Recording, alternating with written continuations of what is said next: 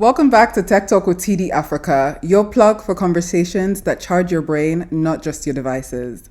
Today, I'm joined by someone I personally find so fascinating in the tech space. A creator that blends storytelling and gadget reviews to create content that is as entertaining as it is useful. Whether he's reviewing the latest mid-range smartphone or dropping a quick tech tip on Instagram or TikTok, this is the guy that knows how to keep it real. He is a YouTube Black alum, a growing force in the Nigeria tech content space, and most recently, the Vivatech 2025 ambassador. And somehow he still finds time to consistently post across every platform. Izzi Boye, welcome to the show. Thank you. Thank you very much. Nice to be here. Thank you so much for joining us today. So let's start from the beginning. You know, you've talked a lot about your love for tech and gadgets and taking things apart. But before the content, before the cameras, what was your earliest memory of falling in love with tech? Earliest memory. Okay.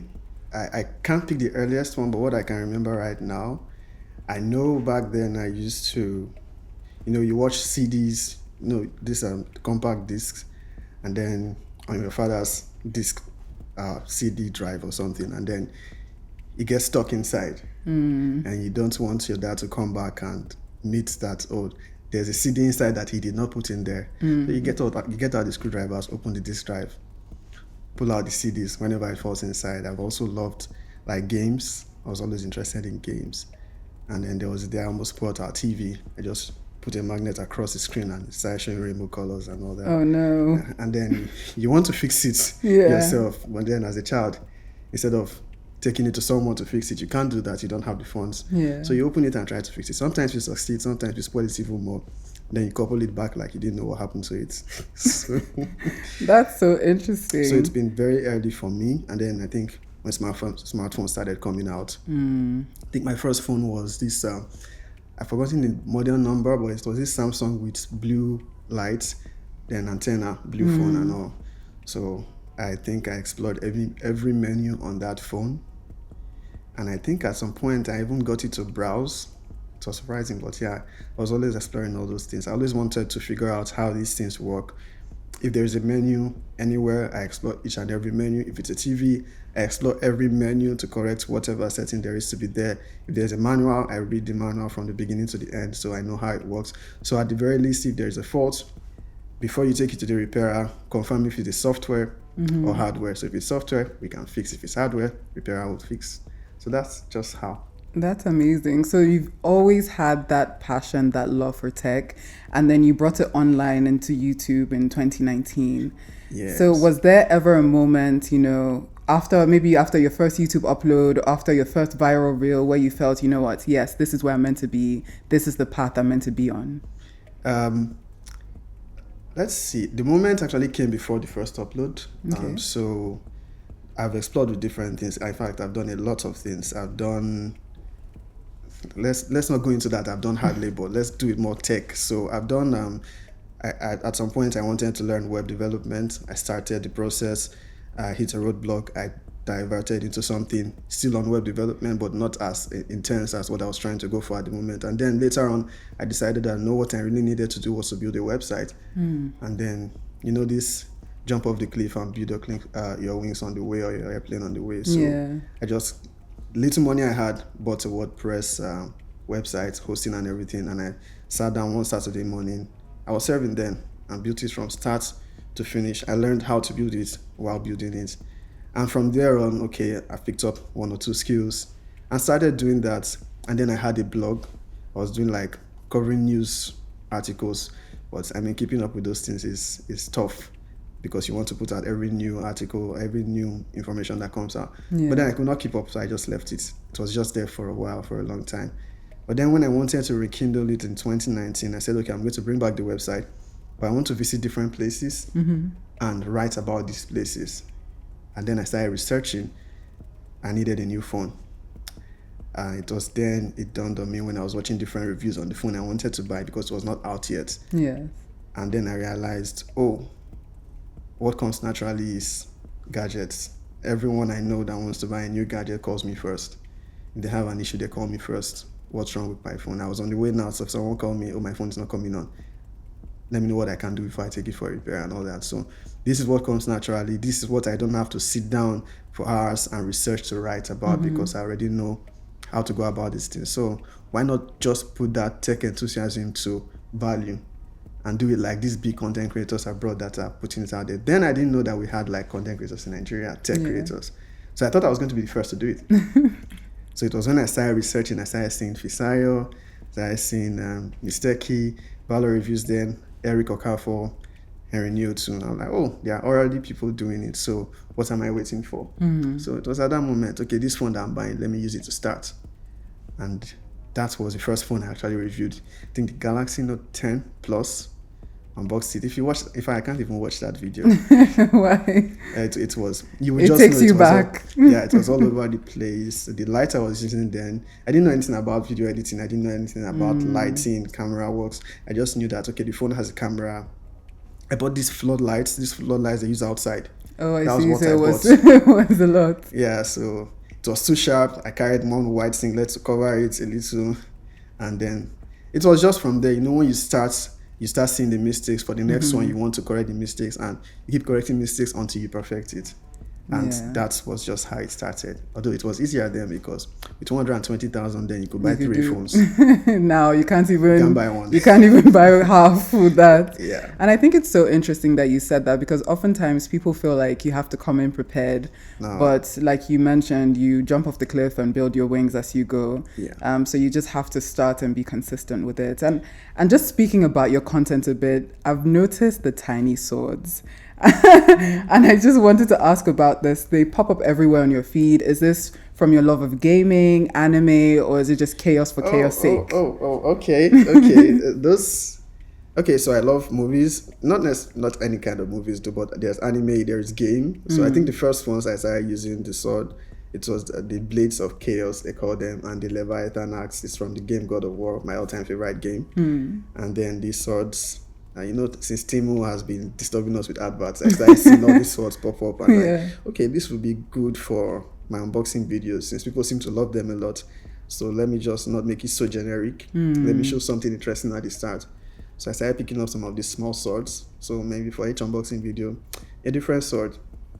It's definitely captivating. I picked it up. I was like, what is it with the swords? Yeah. But speaking of gaming, actually, I saw you at the ZTE launch, I believe it was 2024, and you spoke about, mobile gaming. And I wanted to ask, it got me curious, how do you see the gaming culture in Nigeria? Is it something that will become more mainstream? Yes, it will be. Let's say 2 years ago, it was not as popular as it is right now. Maybe there were gamers, but they were more on the side. They were just doing it as a fun hobby. But with the coming of TikTok, and now TikTok made it accessible to easily just go live and stream these games. So it became more popular, and then the big gaming communities now exist, like Call of Duty Mobile. So the game themselves now try to tap into the Nigerian audience, because they see that, there are a lot of passionate gamers here.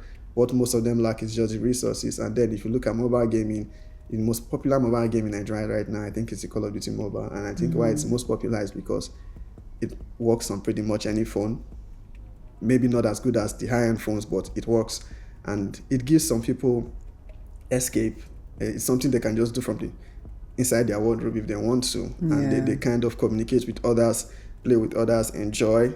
And then if you have another phone that can live stream you while you game, just go there, you build a community on TikTok just as easy. You're not buying professional lights, you are not editing YouTube videos. TikTok is helping you as you are live streaming, it's recording whatever you're live streaming, and you can just have access to it later and share for your audience. And before you know it, we now have so many popular gamers. Maybe they're still not enough, because there's a lot of room, and then it is going to be very popular. I'm even trying to join them now. So I was going to ask, is that somewhere that your content is going to go, from gadget reviews to more game streaming? I still enjoy gadget reviews. It's something I enjoy doing very well.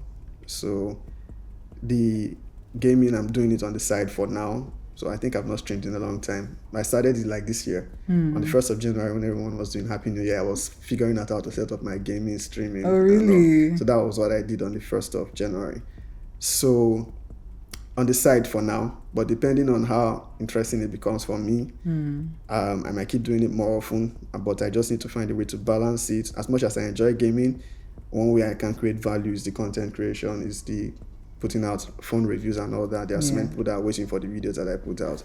So if I game too much, I'm just having fun myself, and then people that enjoy the games. But those audience that brought me where I am right now, might not enjoy gaming as much. I mean, you can always find a way to make it blend. I don't really know. I'm not really a big gamer, but I know my brothers are. I mean, there's tech in gaming, so you can review the tech that you use to game. I think one of the tech I reviewed recently, I showed people how to upgrade their PlayStation storage. Okay. And that came from me wanting to have more storage for my PS7. I realized that, I wanted to stream new games and I don't have the space for it. Since I was figuring out how to do it, why not just make a video about it?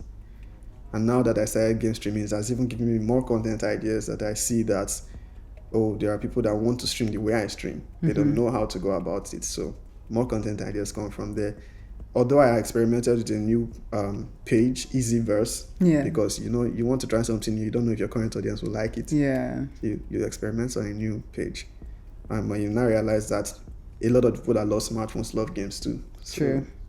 Yeah, you're mixing both There's audiences. that intersection. Yeah. So it's a good path to cross. I know you mentioned before, you took things apart as growing up. I've always wondered, for people that do that, what gives you the confidence that you'll be able to put it back together after you take it apart? It's the paying attention to details. Now we have YouTube to watch, then you don't. So you remove this screw, you are keeping it where something is not going to blow it away. So you are just like paying attention. And then we don't always open it all. There's a point you open to and you look like, I removed 5 screws. If I remove this layer, I might not be able to keep track of. I just couple it back and let me not do pass myself. And then, some things are screwed together, some things are glued together, some things are, and you are trying to pull it and it's too hard to pull. You realize that if you apply too much force, you break it. Yeah. You stop. Maybe later on, some inspiration might come again and you go and open and continue from there. At some point, I tried building a boat. A boat? Yeah. Like a boat. Life size? No, a small one. Oh, really? Yeah, I had the interest in it. I was building it. I had this box, not even box, small bucket. I was putting all the tools. As I'm walking on the street, I see a tool that I think is interesting. If I see a wood that looks interesting, pick it up, get home, put it inside the can and put it on top of my wardrobe. And any weekend that I have time, I start playing with it, putting things together, trying to build the boat. I never completed the boat. The boat always, it will sink each time. But I think where I ended, the most progress I made was, it was no longer sinking, but it was always just going around in one spot. Oh, okay. Was it an electric boat? Or? Yeah. Oh, wow. Amazing. So I used this battery. Yeah. So that was where I stopped before I kind of got into school and left all of that. Just like that. Amazing. So I think that's still, something that's an amazing accomplishment. But in taking things apart, putting things together, building things like you do, is there, or has there ever been a time where it's gone horribly wrong? Oh, many times. Many times. I said, I had this, I love music, so I had this stereo set. My dad had this stereo set that I carried to school. And then the speakers got bad? Or it was not, one of the speakers were not working, and I opened the main set and I was trying to fix it. And after trying so much, I completely spoiled the other two. Oh no. So I think the minute I plugged it back in, it just brought smoke. I took it to a repairer who apparently also did not know what to do with it. Until today, I did not get it back from them. How did you explain that to your dad? I mean, it was with me in school. He never got to find out. Oh, okay. He never asked for it back. He never asked for it back because I think my uncle got him a new one. So that was why I could carry that one. I see. And he did not notice. Okay. That's not too bad then. Yeah. Okay, so going back on your journey, you've spoken a lot about how you started off taking a loan from some of these loan apps, which back then, like you said, 120K wasn't that much. You were able to pay it back. Yeah. But that is dedication, but it's also very risky. So what was that experience like? And what are your thoughts on how these apps have evolved, especially with their recovery tactics these days? So these apps have gone wild right now. They have. Back then, it was more straightforward. it was even recommended by a friend. Then I was like, oh, I need to do this. I need X amount of money. I'll have it by the end of the month. But I need to do this now because if I postpone it or procrastinate it, I will lose interest. So, and then the guy was like, okay, he doesn't have it now, but there's this app he uses. I should get it and check it out. So I checked out the app and I was like, oh, okay, I could get some amount of money and I can pay it 3 months. I don't have to pay it now with so amount of interest. So I decided to do it for one device. Worked out fine. I paid before the tenure. I did it for another device. And eventually, as I was doing it more, there was incentive to continue doing it because the more you do it and pay back on time, the more money you are allowed to borrow. I see. Yeah, but I think I never faulted on the loan. So it was pretty much smooth experience. Although eventually I had to grow out of depending on the loan apps for... So you can't buy everything. You can't review everything. If you don't have the money, just rest. I mean, that's a very important message. So don't go bankrupt don't be in debt all the time. So trying to keep up. Yeah, exactly. There will always be a new device. So I eventually stopped using them. But now a lot of them, the recovery tactics is terrible. There was a time, it's like 2 weeks ago, a week ago, I got a call about a loan. I'm like, no, in fact, it was on the phone number that I don't use for anything. I've never shared the number. So there's no way someone else could have used it to collect a loan. I'm like, yeah, it's definitely not me. Go and check again, wrong number. And then the tactics are terrible. Imagine getting people's faces, photoshopping it into I terrible received scenes. a message one time. I guess someone had my number on their phone and they took the loan. Yeah. I got a message that the person was in an accident. Right, sir. I think I like that the government is putting out that they are trying to curb these things. I know someone I know very recently, they photoshopped her face into a medical report that's not for her. Like, oh no, like this person has this disease, and I'm like, and most taking of the time, it too far. Most of the time, how much did they borrow? 5,000. Yes. 3,000. Small amounts of money. They are putting up condolences. Like it's insane. I think there definitely needs to be laws around what you can do to recover loans because it's getting crazier and crazier every day. Also, I mean, we have to be careful because Nigerians, there are a lot of people that are looking to take loans and not want to pay back. True. So, I mean, if you take it, at least try and pay it back to avoid these issues because you don't know the lengths these people can go to. Exactly. Before they come in your house when you're sleeping one day and carry you. But yeah, so we've spoken about risks, and one risk I know that you've also mentioned is how the internet isn't always kind. People always have something to say about your content, whether it's the way you talk or the way you dress. How do you deal with that kind of parasocial criticism, especially when you're on camera just showing up as your authentic self? A lot of the time I clap back. Okay. Important. I grew up in Warri. So. But sometimes I just look at it and I just laugh and I see it as ignorance. Sometimes they don't know. Some people, everyone has an opinion that they want to share. Most of the time you just don't let it get to you because I think the day I realized that sometimes responding is a waste of time because no matter how you do it, everyone will have an opinion.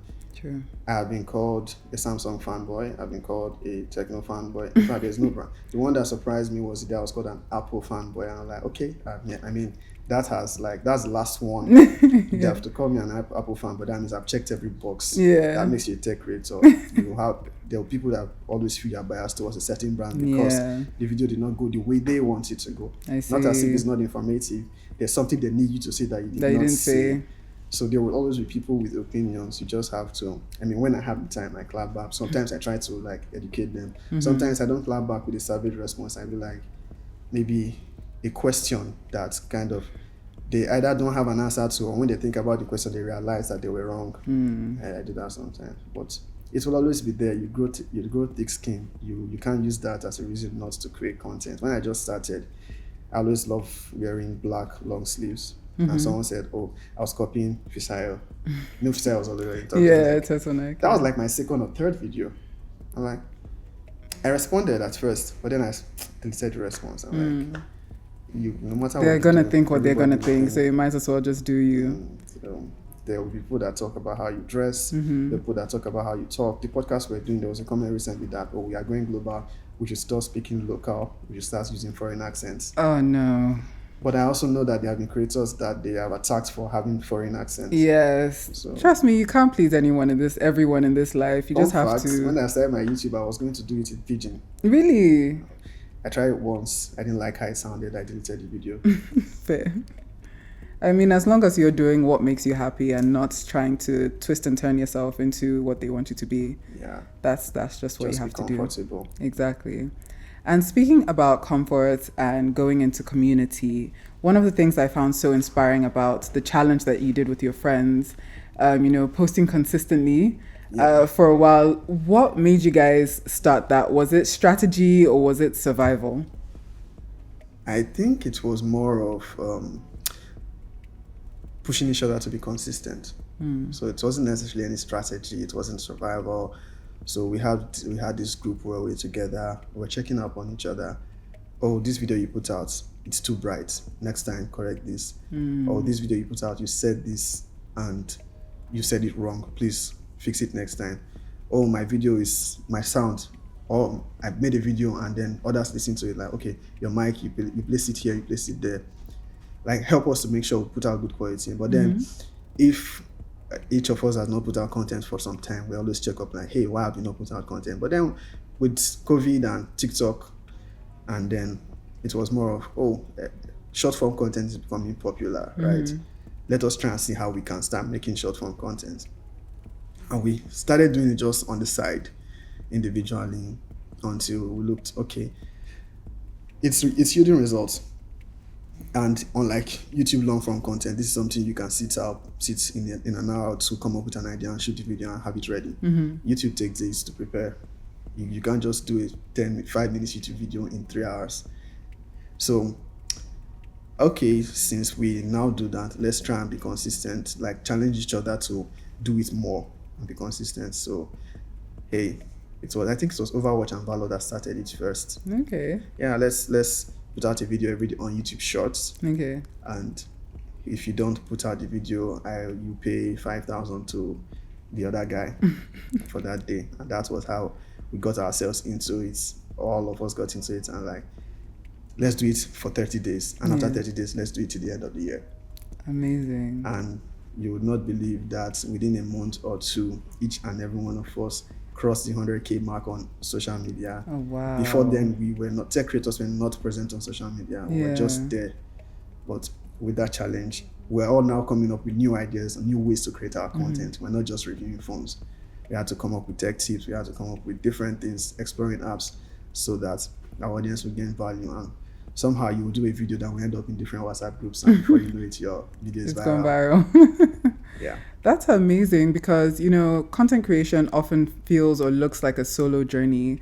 So how did you guys build this sort of friendship in the creator space? Was it intentional? Did you go out seeking these friends? Not really. I count myself lucky because when I started, I was always in the comment section of the bigger guys. Like, I watch their videos because there's always one or two things to learn. Then I comment and I engage. And then there was one day I tweeted, I think someone, was it Eric Okafor, or someone tweeted, I think the top YouTubers then in Nigeria. And then I commented that I'll soon be among them. And Eric Okafor retweeted. I'm like, oh, so this guy see me then. And then it was Valo that reached out one day. Fred, there was Fred first, complimented my content. I've only started 3 months. Oh, wow. That content, what do you use? I using a camera. I was using a phone. I just knew how to use it well. Yeah. And then Valor restart, and then before you know it, I joined their group, and then we're trying to make each other better. Eventually, look at where we all are. Amazing. Yeah. And it's so great that it was such a welcoming community of people. So I think the community is always like that, has always been like that. If you are putting in the effort, others will see your content and there will be people that reach out, not necessarily to try and bring you into a community, but, I've seen your content, you are doing this way I think you can improve. And as you're asking for advice and all that, before you know it, okay, you know what, come and join this community where you can ask your questions and learn from the experience of other people. The arms are always outstretched, and even if nobody's inviting you to a community, among your friends, among yourself, you can create something like that for yourself, and you reach out, ask questions, and you gain value. Amazing, amazing. Please, guys, feel free to give me tips and bring me into the community. But I wanted to say congratulations again on being the Vivatech 2025 ambassador. Yeah. That is such a huge platform. What did it feel like getting that sort of recognition, and what can we expect from you in Paris this June?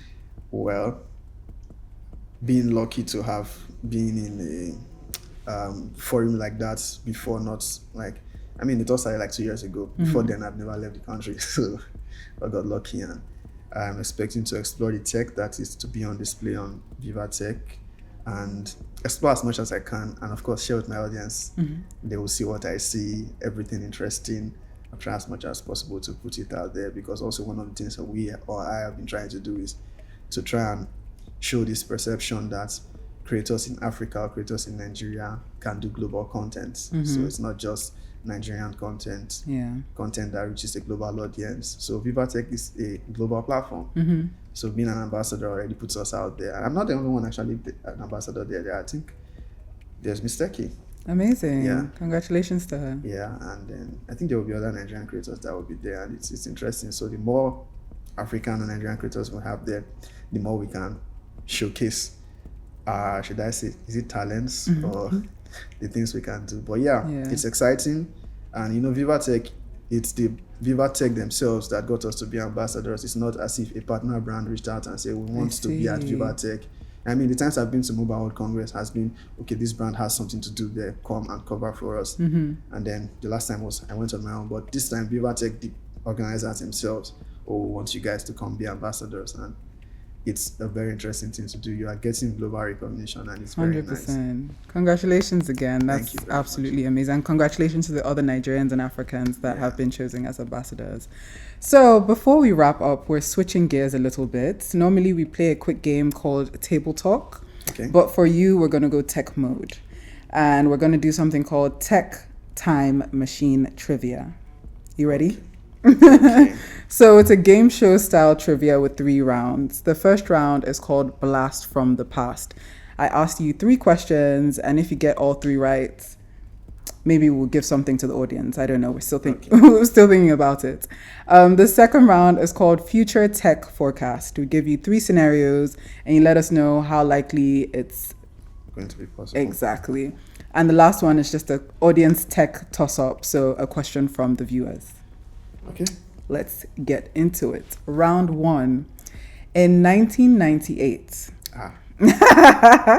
Apple released the first iMac, a colorful all-in-one computer. What was the name of the distinctive translucent design style? You see the irony of this question. First off, in 1998, I don't think I knew what a phone was. Fair. And then Apple, you know, my content is always mostly Android. Yeah. So I've not really taken interest in Apple products a bit, but I happen to know this one. So, Okay. it's blue. But do you know the blue? Bondi blue. Perfect. Okay, so you got that one. You have 2 more. In 1983, we're taking it back even further. I was not born. No. Motorola released the first commercially available mobile phone, the Dynatac 8000X. How long did its battery last for talk time? Oh, that one was easy. Okay. In fact, I think I used the Motorola Razr.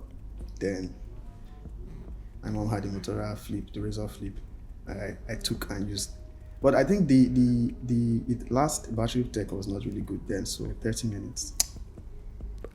No, you're seeing my screen. No, I'm not seeing your screen. Someone is giving you answers from the side. So, you know, we review phones a lot now. And this time, one of the things we have to review with these phones is batteries, how they last. And then there's new battery tech, there's old battery tech. Some of these are just tech trivias that you might have seen somewhere. I see. Okay. Well, 2 for 2. Shout out to you. This one is a lot easier. In 2004, what social network was launched initially exclusive to Harvard students before becoming a global phenomenon? Yeah, it has to be Facebook. I mean, that one was an easy one. Yes, that one. We all know the Facebook story. We do watch that movie a couple of times actually. Yeah. So round 2, future tech forecast. You ready? can have a harder one. You want a harder one? If you have a harder one. Maybe. Oh wow. I didn't know my opponent. So I should at least feel one. Well, okay. Let's bring it back down to Nigeria. Okay. When was the first indigenous Nigerian computer brand launched? Uh-huh. I said bring hard one, you brought hard one. I don't know. Okay, so I got you there. And it was Zynox Computers in 2001. Okay, I knew Zynox, but I used to call it Xenox. Everybody did actually. Yeah. So that's nice. So I didn't know that one. I'm glad I was able to at least get one from you. So let's move on to round 2. It's called Future Scenarios. Okay. So 1, by 2035, so that's in 10 years, self-driving cars will make up 50% of vehicles on Nigerian roads. How likely from 1 to 10? 0.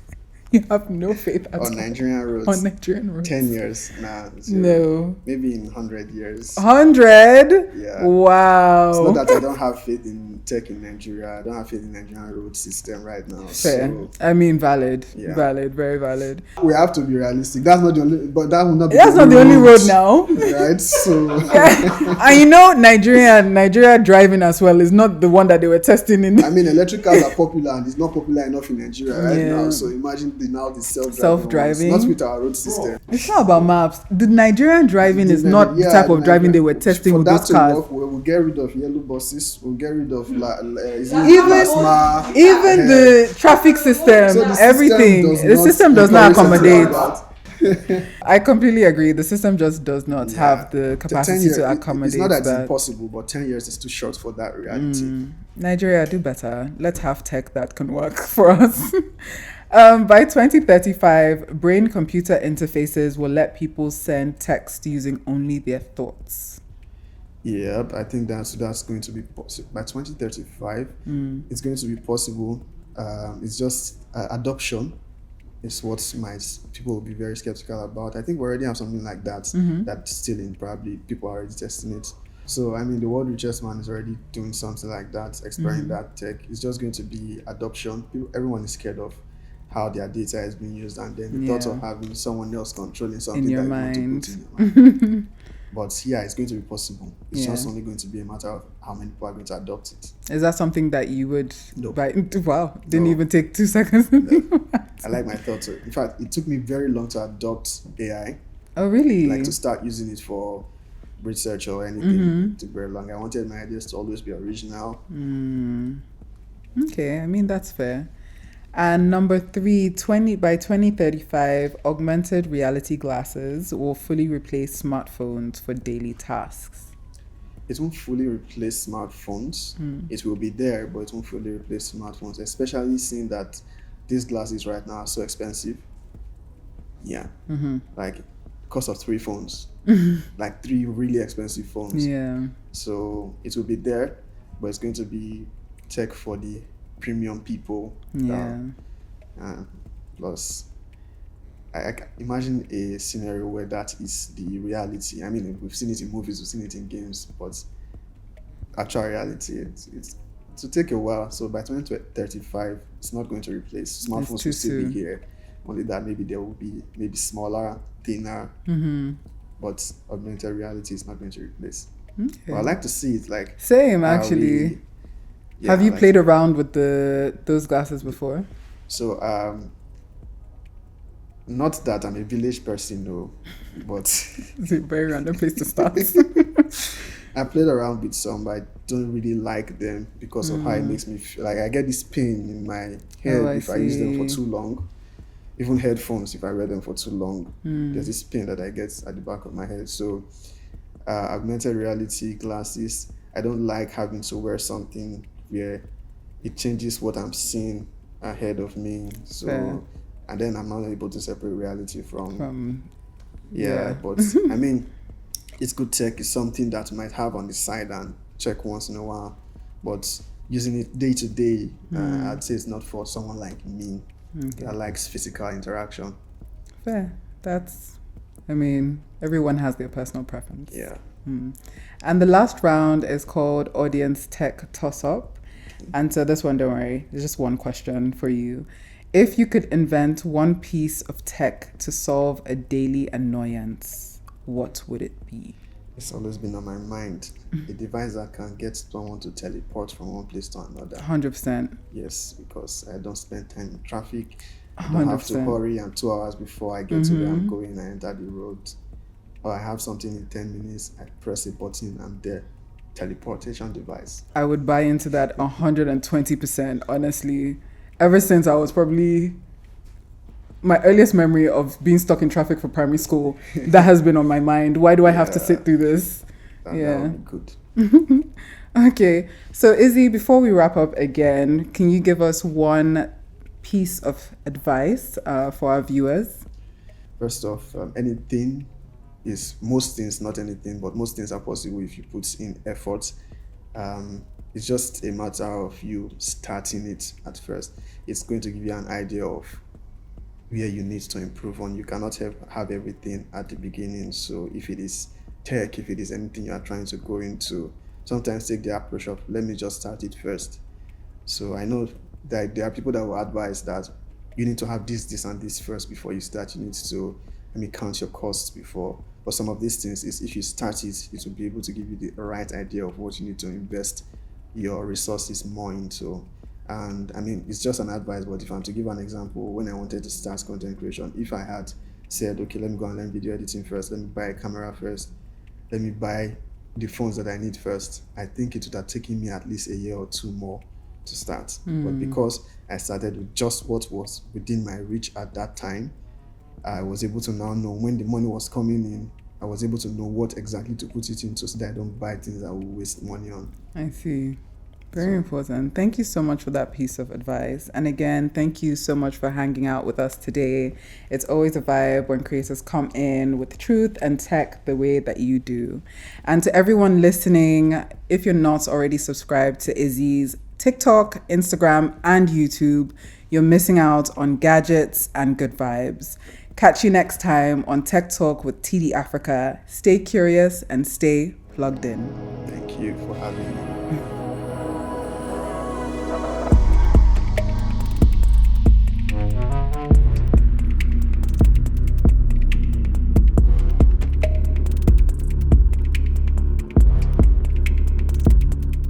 Empowering Africa, we are Simba, Africa.